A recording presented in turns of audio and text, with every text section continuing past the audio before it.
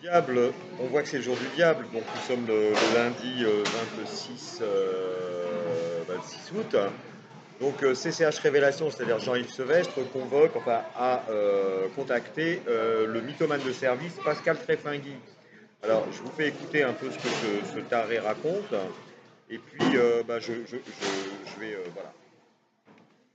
Allez, Qui m'a dit qu'il avait des graves problèmes de drogue, qu'il avait des graves problèmes d'argent, qu'il était coincé en Équateur à côté, oui, oui, je peux dire en Équateur, qu'il avait des problèmes d'argent, qu'il avait des problèmes de drogue et qu'il avait des problèmes de visa. Voilà. Alors je lui ai dit, écoute, moi j'aide tout le monde, tu me le demandes, si tu veux, il n'y a pas de souci, on t'accueille ici, on t'aide à te désintoxiquer. J'ai bien aimé tes livres, moi j'aimais bien en tant qu'écrivain. Moi en tant que personne, j'aimais bien en tant qu'écrivain. Je pourrais faire des likes, il n'a pas plus. alors déjà, il m'a jamais lu, ça c'est une première chose. Deuxièmement, alors, en fait, je vais remettre tout à l'endroit, hein, parce que ce mythomane, évidemment, que j'attaque frontalement et qui fait partie de la liste, bah, essaye de se défendre en aidant Sevestre. Alors, Pascal Tréfingui, en fait, a pris contact avec moi, c'est lui qui a pris contact, suite à mes dénonciations des méfaits de sa complice Ludivine, le transgenre Ludivine Linguanotto Tafono.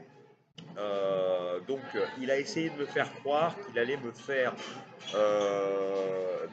obtenir un visa de 2 ans pour partir au Brésil et m'installer à Santiago de Brésil de mémoire.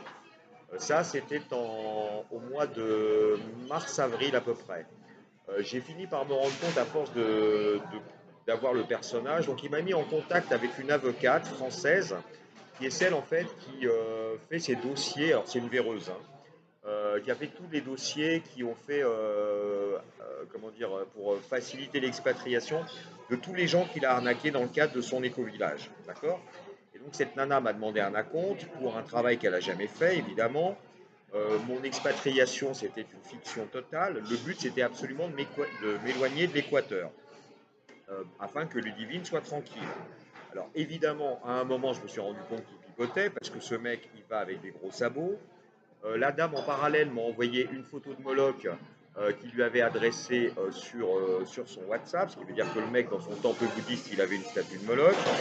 Il a adressé à un certain Marc Cohen un audio soi-disant prouvant que Chirel et moi, nous faisions de la magie noire. En fait, c'était un enregistrement de lui-même et de Ludivine faisant ce qui s'appelle de la magie noire sur le nourrisson. Elle était enceinte de mon amie Sibylle qui vivait à Malacatos. Nous avons évidemment démonté ce truc et retrouvé les voix originelles de Pascal Tréfingui et de Ludivine Linguanotto, épouse d'Amaury Linguanotto. Ok. Donc ça, c'est... alors, sinon, qu'est-ce que j'ai su sur Tréfingui?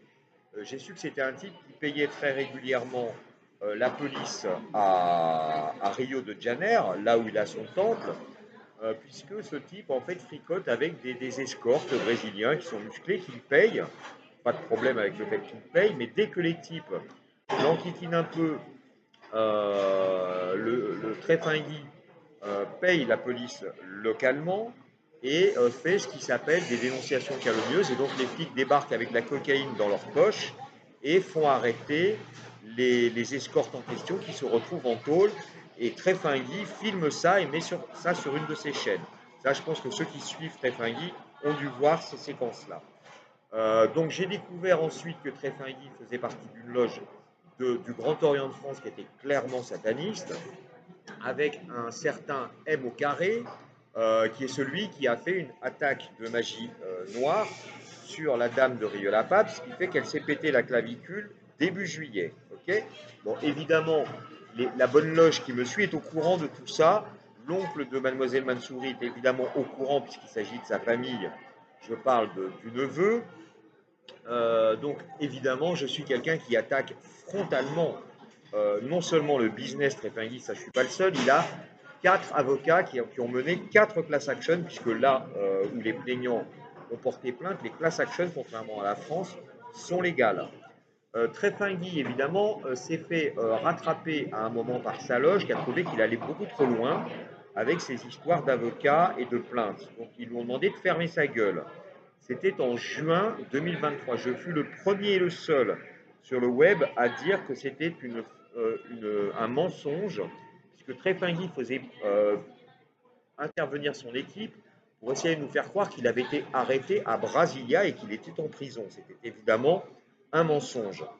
Sa loge lui a intimé l'ordre de se taire et cette injonction s'est arrêtée en janvier 2024.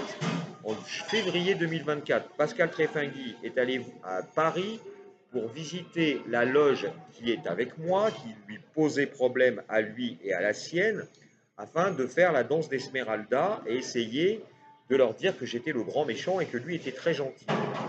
Il a marqué quelques points sur l'instant, sauf que nous avons fait contre lui et toute cette bande quelque chose auquel il ne s'attendait absolument pas, puisqu'il a en clair quelque peu démonétisé les frères du Grand Orient qui, du coup, se sont montrés solidaires avec les frères de l'autre loge.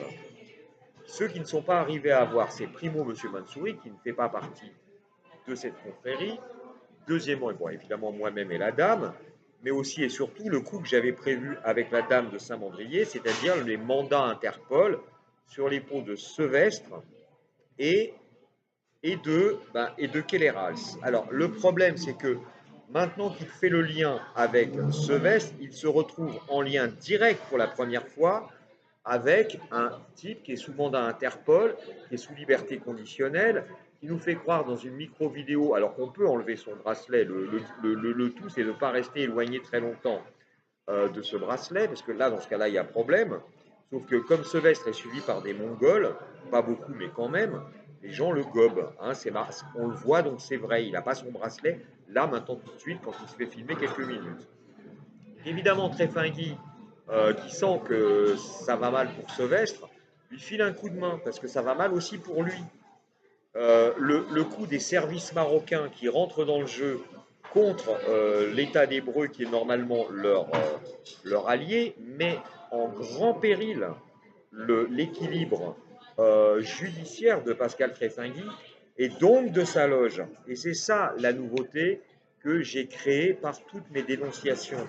Donc évidemment, là en ce moment, je suis en train de marquer tellement de points sur tellement de cibles à la fois, avec en plus le risque plus que réel, que je me retrouve d'un jour à l'autre avec un paquet de pognon qui me permettent de partir le plus discrètement possible. Ça, ils ont capté du Pérou parce qu'ils ont mis en place, comme vous le savez, une succession de trucs qui est un truc de branquignol, c'est-à-dire que tout fonctionne de traviole, tout se plante, la police corrompue, elle est corrompue, ils essayent à la police des polices, mais ça ne marche pas. Ils arrêtent la cagnotte, mais finalement ils comprennent que je vais la récupérer. J'arrive à trouver des Western Union, ils envoient des keufs à l'INSEE, tout le monde ne se laisse pas corrompre et il y a des gens qui me préviennent. Donc c'est vraiment le feu au lac pour eux, ce qui explique que vous ayez autant d'attaques sur aussi peu de temps. En plus, comme on est lundi, ils ont eu tout le week-end pour réfléchir, ces espèces d'andouilles, et ils font les conneries habituelles. Donc on a d'un côté Kellerals qui se défend comme un forcené sur des trucs bébêtes en imaginant que pendant 55 minutes, il va nous prouver qu'il ne touche pas la location, ça va suffire pour nous arrêter dans notre mouvement qui est déjà lancé, Kellerals. C'est déjà fait. La presse a déjà été prévenue dans ton pays. Le canton a déjà été prévenu. C'est pas simplement moi qui fais les dénonciations, on est 30 à faire la chose. Tu peux faire parler toutes les Anne Rousset imaginaires, tous les Florent Benoît imaginaires, ça ne change rien. Tu vas perdre cette dernière source de revenus. Sevestre allant perdre et sa liberté et sa fortune, parce qu'il va de soi que M. Mansouri va finir par m'entendre, puisque là, ça y est, il a raccroché ses wagons à moi. Il sait que ma stratégie est la meilleure, c'est-à-dire que non, il ne faut pas donner Sevestre à l'État français. Oui, il faut le garder à demeure au Maroc. Oui, il faut un décret de Sa Majesté Mohamed VI. Oui, ce décret est suffisant, nécessaire et suffisant pour que la totalité des biens de M. Sevestre qui puissent être captés depuis le Royaume du Maroc, c'est-à-dire pas tout, mais un énorme morceau, et notamment le morceau qui me revient en tant que unique héritier de mon père assassiné, Ça va sans dire que cette stratégie qui est la meilleure leur fait extrêmement peur. Parce que dans ce cas-là, et Sevestre sait que j'ai raison, euh, Sevestre perd tout. Évidemment, Kellerals, qui a été réellement menacé, ça, il y a des témoins, 1600 followers à son live de la chaîne d'Ali Abdallah, il perd tout, il perd non seulement toutes ses sources de revenus, mais sa liberté. Et la visite des agents, il va les avoir, quelles que soient les gamineries auxquelles il se donne. Donc cette vidéo grotesque, la mésaventure de Pascal Trépingui avec Christophe Profouclon, vous comprendrez que je ne vous en fais pas écouter plus de 2 minutes. Pourquoi? Parce que Pascal Trépingui est ce qui s'appelle un mythomane, qui a énormément de casseroles, qui a énormément à perdre lui aussi, et qui joue son bateau.